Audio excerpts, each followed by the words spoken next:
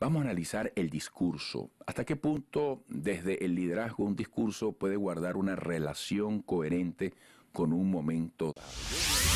Vamos a lo que decía el presidente Hugo Chávez el 24 de febrero de 2010. ¡Sépanlo! Estamos resueltos a ser libres, pase lo que pase y cuéstenos lo que nos cueste. ¡Ya basta!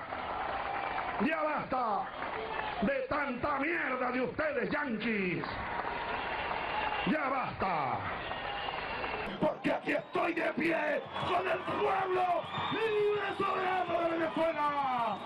Aquí estoy mandando por el pueblo.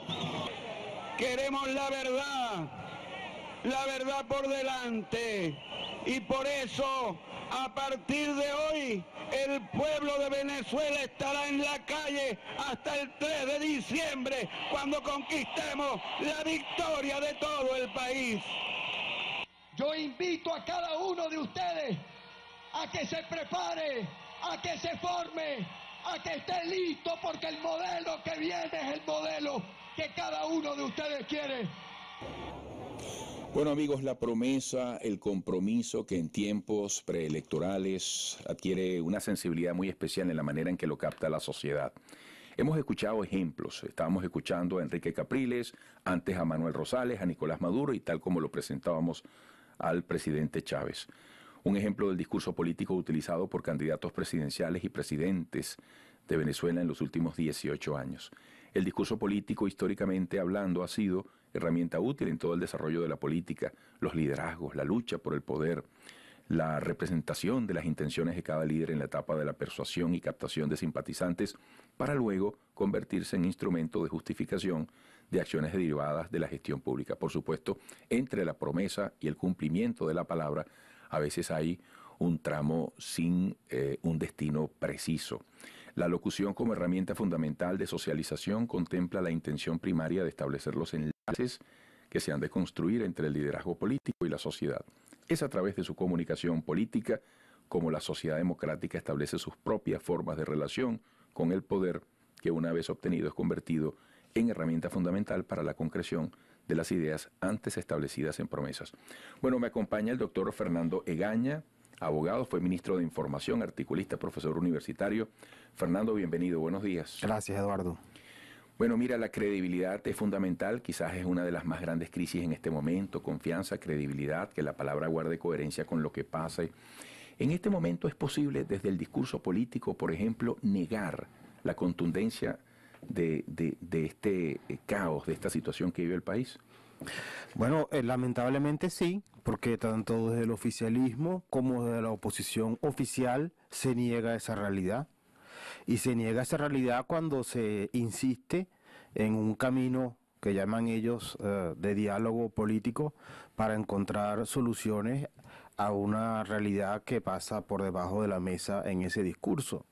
Entonces, lamentablemente, en Venezuela estamos en una situación en la cual el discurso político, tanto del oficialismo como de la oposición oficial, anda por una parte, por un lado, y por otro lado anda la realidad de Venezuela. Podríamos plantearlo digamos, con algunas preguntas concretas, ¿no? La primera pregunta que nos tenemos que hacer es la siguiente: ¿Venezuela está padeciendo una crisis humanitaria, sí o no? Yo creo que la respuesta es sí.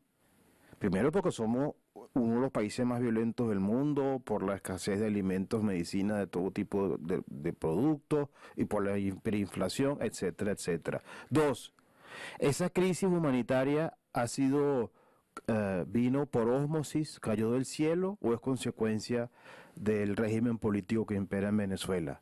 Bueno, yo creo que es consecuencia del régimen político que impera en Venezuela. Tres, para superar esa crisis humanitaria hay que cambiar ese sistema político, hay que cambiar esa hegemonía, hay que cambiar a los responsables de haber sumido a Venezuela en una catástrofe humanitaria en medio de una bonanza petrolera. Cuatro, ese cambio político va a ser posible a través de la llamada salida electoral manejada por este CNE, ¿sí o no?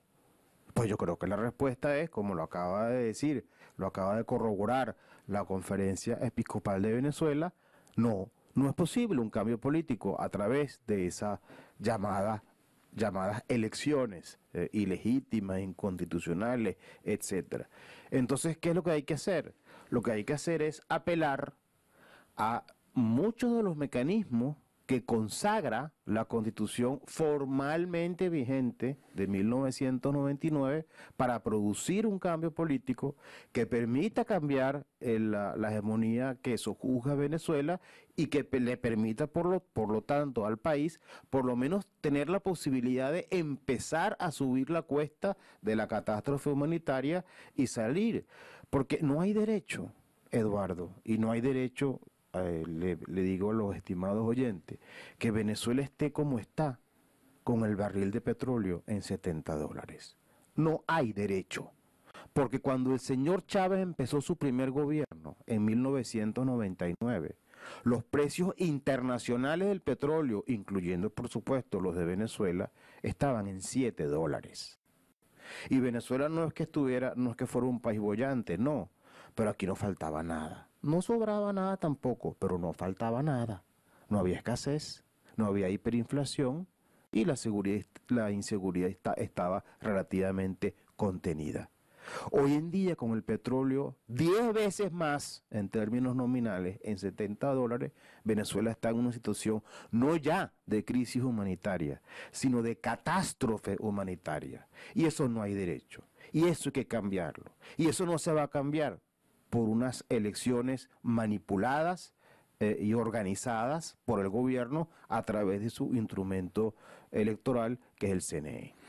Fernando Egaña, el gobierno nos dice que somos víctimas de un bloqueo, de guerra económica. Incluso los padecimientos actuales como estos se deben a la asfixia inducida por el bloqueo internacional. Pero además el fiscal general de la República nos dice que está investigando y descubren que Rafael Ramírez, por ejemplo, es el responsable de una larga historia de corrupción que puede haber nacido en el 2008. Decía un especialista petrolero en estos días que aún en este desastre, si nuestras refinerías, si nuestras instalaciones petroleras estuvieran en un nivel de producción como el que corresponde, Venezuela no debería estar pasando por esto. Yo quiero al regreso insistir desde ese contexto, sobre todo cuando nos están convocando a unas elecciones presidenciales, hasta qué punto la gente puede comprar el discurso del bloqueo, de la guerra económica y de que este gobierno está descubriendo ahora una corrupción desde adentro que está atacando, que está dispuesta a resolver como parte de la evolución de la revolución. Amigos, Fernando Egaña, abogado, fue ministro de Información, articulista, profesor universitario. Regresaremos.